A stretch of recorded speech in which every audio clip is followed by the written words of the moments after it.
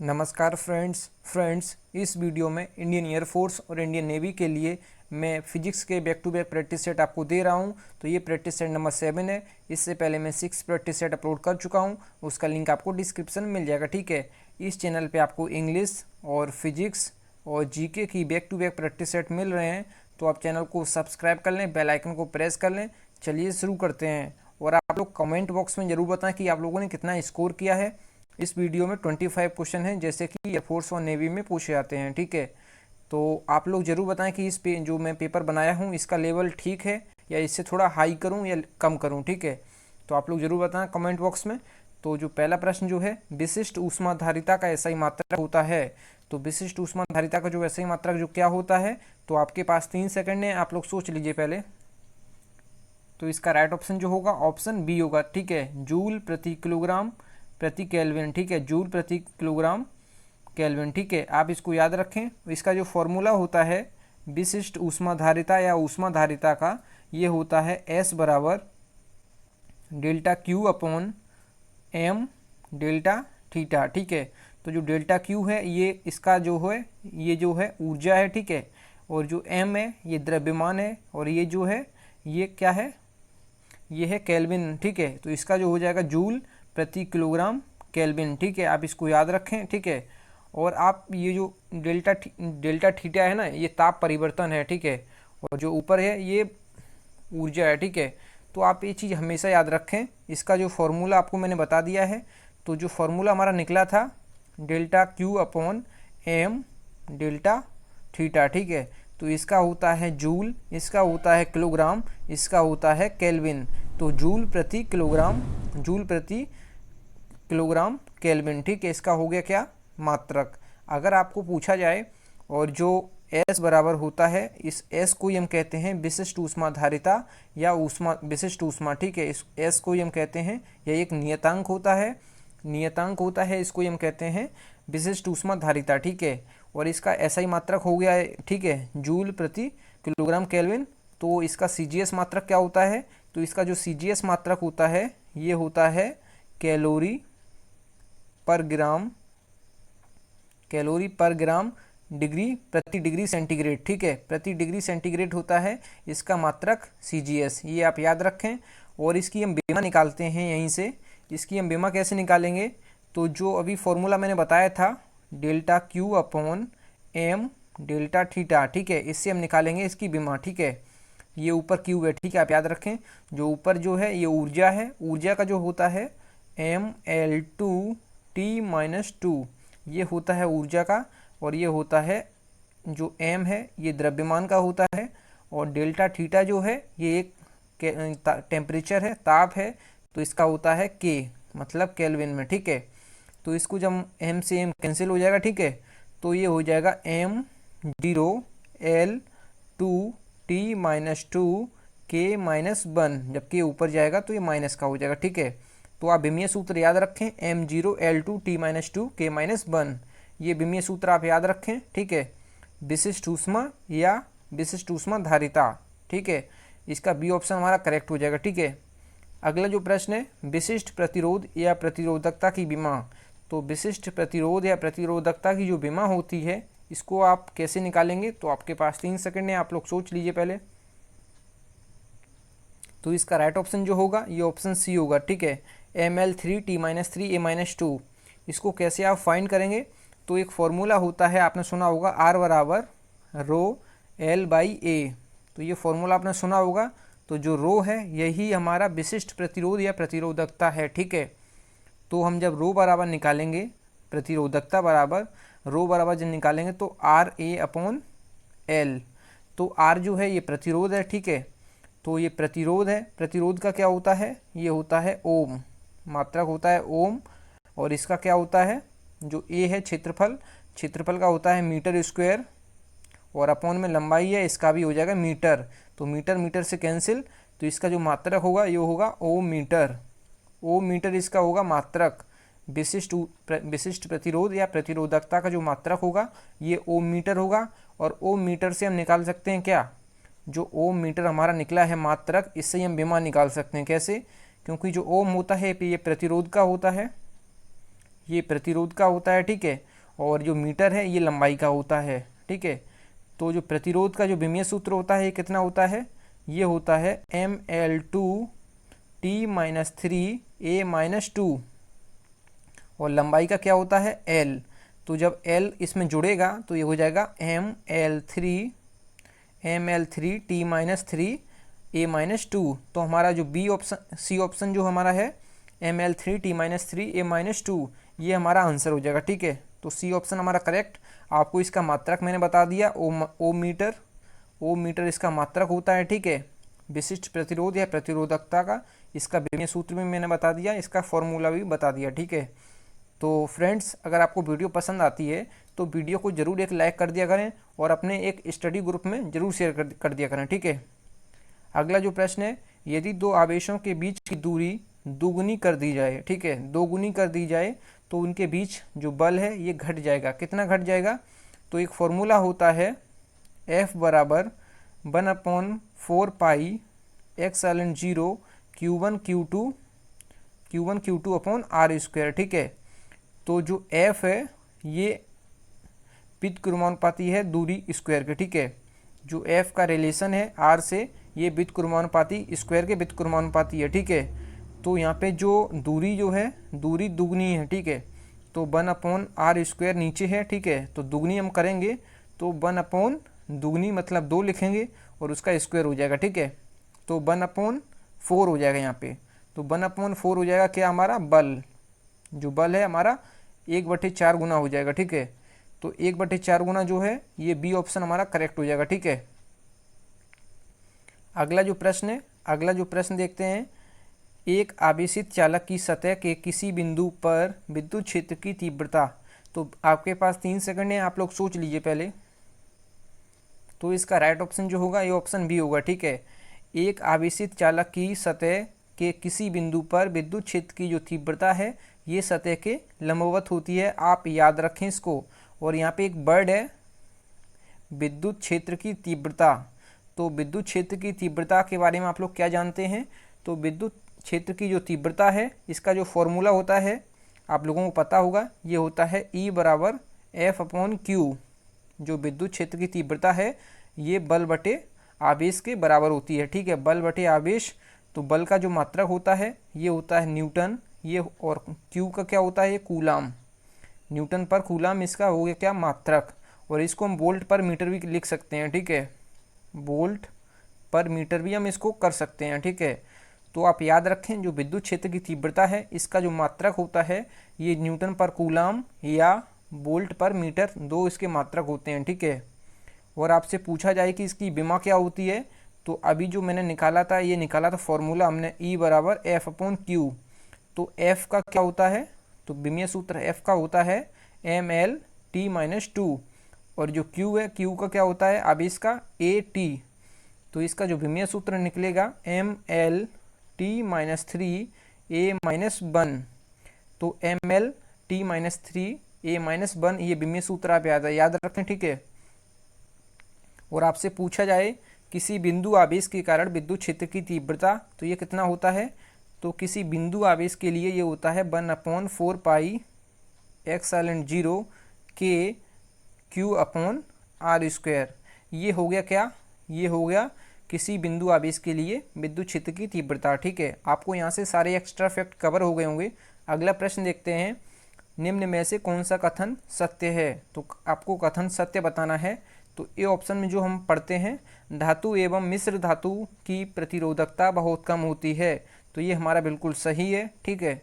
अगला जो है, विद्युत रोधी पदार्थों की प्रतिरोधकता सर्वाधिक होती है। तो विद्युत रोधी पदार्थों की जो प्रतिरोधकता है ये सर्वाधिक होती है, ये भी हमारा सही है।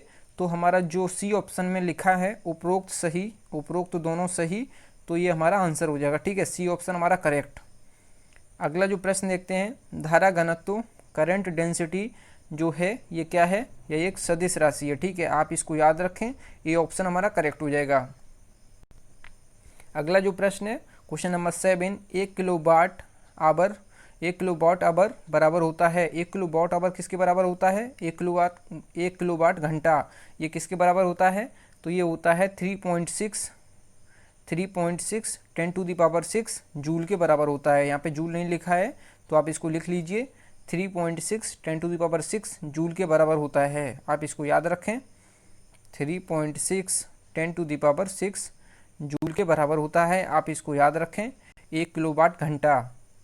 अगला जो प्रश्न है, एक समान चुंबकीय क्षेत्र में अवशोषित कण की वृत्तीय गति में यदि v और b तथा r क्रमशः चाल एवं वृत्त की त्रिज्या हो तो निम्न में से कौन सा कथन सत्य है। तो आपको जो बताना है इसमें कौन सा कथन सत्य है, तो आपके पास 3 सेकंड है, आप लोग सोच लीजिए पहले। तो जो r बराबर तो होता है, तो ये होता है mb/qb, mb/qb। तो जो b है हमारा, ये है किसके, r के, ठीक है। तो हमारा जो है यहाँ पे जो ये जो बराबर का साइन है, बराबर के साइन पे जो अनुक्रमानुपाती का साइन आप लोग लगा लेना, ठीक है। यहाँ पे मैं ये बराबर की जगह, सब बराबर की जगह आप अनुक्रमानुपाती लगा लेना, ये वाला, ठीक है। तो हमारा जो b प्रोपोर्शनल r के, ये हमारा करेक्ट ऑप्शन होगा, ठीक है। सी ऑप्शन हमारा करेक्ट, ठीक है। अगला जो प्रश्न है, किसी धारावाही परिनालिका के किनारों पर चुंबकीय क्षेत्र का मान केंद्र पर के मान की अपेक्षा कितना होता है। तो जो चुंबकीय क्षेत्र केंद्र पर होता है उसका जो है, जो किनारों पर, उसका आधा होता है, ठीक है। उसका हमेशा आधा होता है। जो केंद्र पर चुंबकीय क्षेत्र है, जो किनारों पर अगर पूछा जाए आपसे, तो हमेशा ये आधा होता है, ठीक है। आधा होगा, ये ऑप्शन हमारा करेक्ट हो जाएगा, ठीक है। अगला जो प्रश्न देखते हैं, क्वेश्चन नंबर 10, निम्न में से कौन अनुचुंबकीय है। तो अनुचुंबकीय जो है ये कौन है, तो ये हमारा सी ऑप्शन हमारा करेक्ट होगा। सोडियम जो है ये एक अनुचुंबकीय है, ठीक है। अगला प्रश्न देखते हैं, कोबाल्ट उदाहरण है। तो कोबाल्ट जो है ये किसका उदाहरण है, तो ये लो चुंबकीय पदार्थ का उदाहरण है, ठीक है। कोबाल्ट जो है ये लो चुंबकीय पदार्थ है, ठीक है। फ्रेंड्स, अगर आपको वीडियो पसंद आती है तो वीडियो को ज़रूर लाइक कर दें और अपने फ्रेंड्स में शेयर कर दें। अगला जो प्रश्न है, ध्रुव पर नमन कोण का मान होता है। तो ध्रुव पर जो नमन कोण का मान होता है ये होता है 90 डिग्री। 90 डिग्री आप याद रखें, 90 अंश का जो कोण बनता है, ठीक है, ध्रुव पर। अगला जो प्रश्न है, चुंबकीय यामोत्तर और भौगोलिक यामोत्तर से बना कोण कहलाता है। तो बना कोण जो है ये दिक्पात कोण कहलाता है, दिक्पात कोण, ठीक है। आप इसको याद रखें, ये एक परिभाषा है। चुंबकीय यामोत्तर तथा भौगोलिक यामोत्तर के कोण को क्या कहते हैं, दिक्पात कोण, ठीक है। ये ऑप्शन हमारा करेक्ट हो जाएगा। अगला जो प्रश्न है, गामा किरण, जो गामा किरणें हैं इनकी जो आवृत्ति होती है, आवृत्ति का परिसर बताना है आपको, ठीक है। तो जो गामा किरणों का जो परिसर होता है ये होता है, ये हमारा बी ऑप्शन हमारा करेक्ट हो जाएगा, ठीक है। आप लोग इसको देख लीजिए, बी ऑप्शन हमारा करेक्ट हो जाएगा। और जो गामा किरणें हैं इनकी जो वेदन क्षमता होती है, वेदन क्षमता ये अत्यधिक होती है। और इसका जो उपयोग है, जो गामा किरणों का जो उपयोग है, ये नाभिकीय अभिक्रिया तथा कृत्रिम रेडियोधर्मिता में की जाती है, ठीक है। और आपसे पूछा जाए कि जो गामा किरणों हैं, गामा किरणें, इनका जो तरंग दैर्घ्य परिसर होता है ये कितना होता है, तो ये होता है 10⁻⁻14 मीटर से 10⁻11 मीटर। आप इसको याद रखें, 10⁻14 से मीटर से 10⁻11 मीटर ये होता है तरंग दैर्घ्य का परिसर। तो इसमें पूछा गया था आवृत्ति का, तो ये हमारा बी ऑप्शन हमारा करेक्ट हो जाएगा। अगला जो प्रश्न है, इसमें जो बताया गया है, 7 माइक्रोकूलाम के आवेश से 3 सेंटीमीटर की दूरी पर विद्युतीय क्षेत्र का मान बताइए, ठीक है।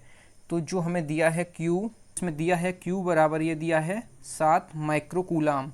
तो माइक्रोकूलाम को जब हम कूलाम में बदलेंगे तो 10⁻⁻6 का हम गुणा करेंगे, ठीक है। तो ये बदल जाएगा कूलाम में, ठीक है।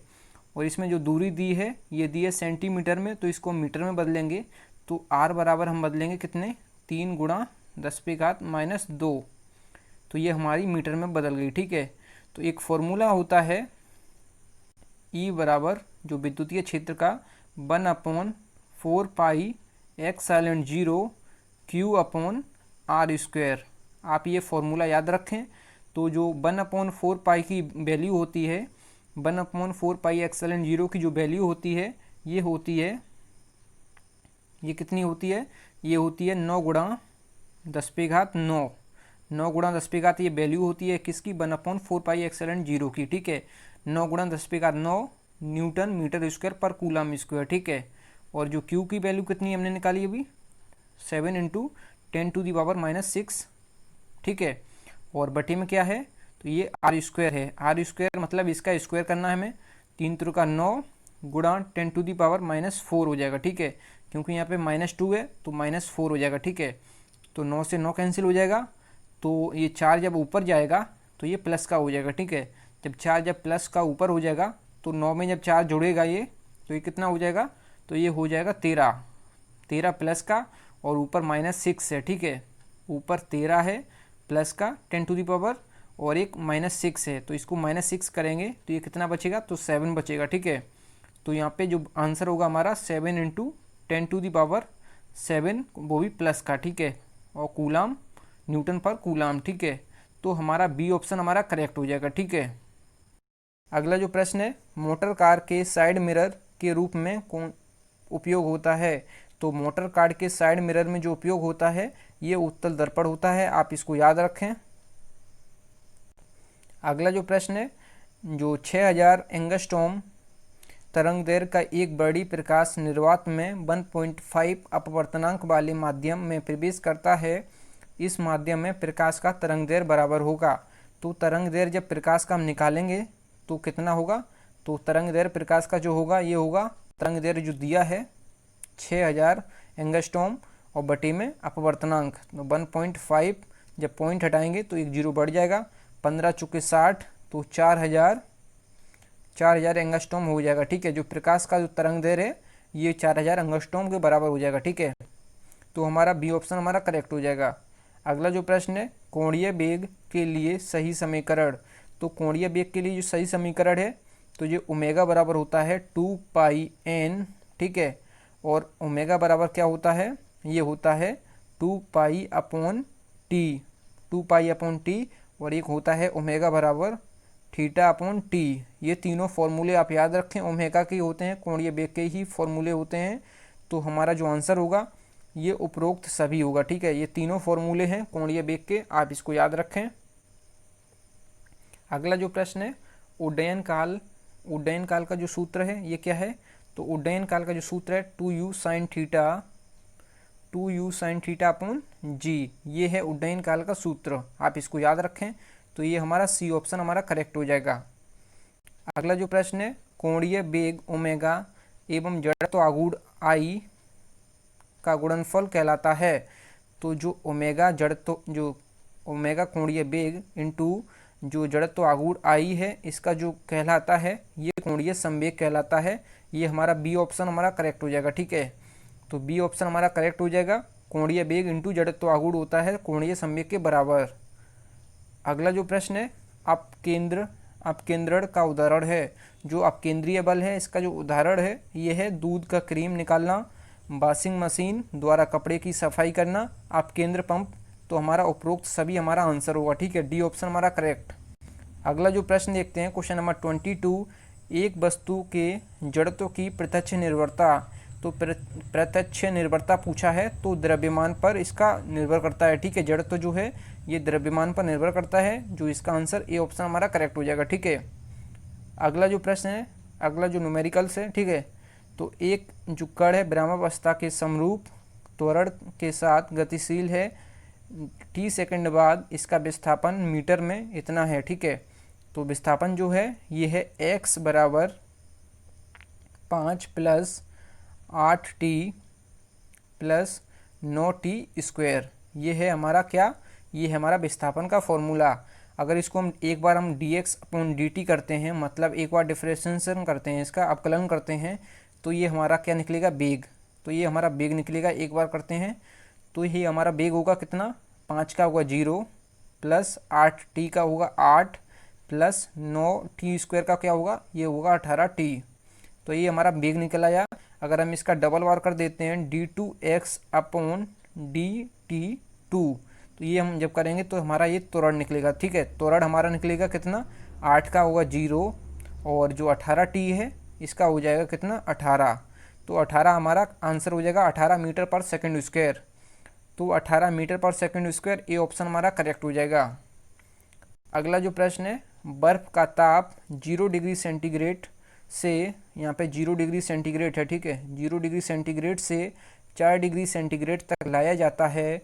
बर्फ़ के पिघलने से जो पानी बनता है उसका घनत्व होगा, तो उसका घनत्व जो होगा, आप ये चीज़ हमेशा याद रखें, जो 4 डिग्री सेंटीग्रेड है इस पर जो घनत्व है ये अधिकतम होता है, ठीक है, जो जल का घनत्व 4 डिग्री सेंटीग्रेड पर अधिकतम होता है। तो इसमें जो बताया गया है ये 0 डिग्री सेंटीग्रेड से कहाँ पे लाते हैं हम, 4 डिग्री सेंटीग्रेड पे, ठीक है। तो 4 डिग्री सेंटीग्रेड पर अधिकतम होता है, तो यहाँ से ये बढ़ना शुरू होगा, ठीक है। तो घनत्व जो है ये बढ़ता है, बढ़ता जाएगा, इसको आप याद रखें। 0 डिग्री सेंटीग्रेड से जब हम 4 डिग्री पे आएंगे तो ये घनत्व इसका बढ़ेगा, ठीक है। जब घनत्व बढ़ेगा तो आयतन घटेगा, तो ये ऑप्शन हमारा करेक्ट हो जाएगा, ठीक है। आप इसको याद रखें। अगला जो प्रश्न है इसमें बताया गया है समान धारिता के 3 संधारित्र को श्रेणी क्रम में जोड़ने पर तुल्य धारिता इतनी है, ठीक है। तो हम जो श्रेणी क्रम में हम जोड़ते हैं, तो आप ये चीज़ हमेशा याद रखें, जो धारिता है इसमें प्रतिरोध का उल्टा होता है, ठीक है। तो इसमें हम धारिता को निकालते हैं 1/c इक्वल, इसको हम c इक्वल कर देते हैं। तो श्रेणी क्रम में 3, इसमें जो कहा गया है, इसमें जो समान प्रतिरोध, समान धारिता के 3 संधारित्र, ठीक है, और जो सबका जो तुल्य है, ये तुल्य जो है इतना दिया है, ठीक है। तो हम सबका तुल्य लिखते हैं कितने से, तो इक्वल, c इक्वल से हम करते हैं सबका इक्वल, ठीक है। जो 6 माइक्रोफेरेड दिया है इसको हम लिखते हैं 1/c इक्वल, ठीक है। इसको हम बाद में वैल्यू इसको रख देंगे, तो इसका हो जाएगा 1/c plus 1/c plus 1/c, क्योंकि हम तीनों की धारिता जो है c मानते हैं, ठीक है। जो इसमें कहा गया है समान धारिता के 3 संधारित्र, तो तीनों को हमने c मान लिया है, तो 1/c 1/c 1/c हो जाएगा, ठीक है। तो ये हमारा हो जाएगा 3/c, ठीक है। तो इसकी जो वैल्यू है, इसकी वैल्यू दी है हमें 6 माइक्रोफेरेड, तो 1/6 माइक्रोफेरेड बराबर ये हो जाएगा 3/c। तो इसकी हम c की हम वैल्यू यहाँ से निकालेंगे, तो ये हमारी निकलेगी कितनी, 18 माइक्रोफेरेड। c बराबर निकला हमारा, जो c बराबर हमारा निकला कितना, ये 18 माइक्रोफेरेड, आप याद रखें, जो c बराबर निकला 18 माइक्रोफेरेड। तो इसमें कहा गया है यदि उन्हें समांतर क्रम में जोड़ा जाए तो तुल्य धारिता बताइए। तो इन्हें हम समांतर क्रम में जोड़ेंगे, इसको हम लिखेंगे इक्वल में, ठीक है। तो ये हम C1, जो इनको हम तीनों को हम, इसको जो 18 माइक्रोफेरेड हमारा निकला है, तो जो हम 3 जो शुरुआत में समान जोड़े थे, तो शुरुआत में कितना निकला, 18 18 18, ठीक है। तो इसको हम 18 प्लस 18 प्लस 18, ठीक है। तो इसको हम जब जोड़ेंगे तो ये हमारा 54 माइक्रोफेरेड हमारा आंसर होगा, ठीक है। क्योंकि इसमें समांतर क्रम में बताया गया है बाद में, तो हम समांतर क्रम में सबको जोड़ दिया है, ठीक है। तो ये प्रतिरोध का उल्टा होता है, इसलिए इसको हम श्रेणी क्रम में जोड़ दिए, तो 54 हमारा आंसर हो जाएगा, ठीक है, 54 माइक्रोफेरेड। तो हमारा बी ऑप्शन हमारा करेक्ट होगा। Thank you friends. अगर आपको वीडियो पसंद आई है तो अपने स्टडी ग्रुप में ज़रूर शेयर करें, और इस चैनल पे पहली बार विजिट कर रहे हैं तो चैनल को सब्सक्राइब करें। Thank you friends. जय हिंद, वंदे मातरम।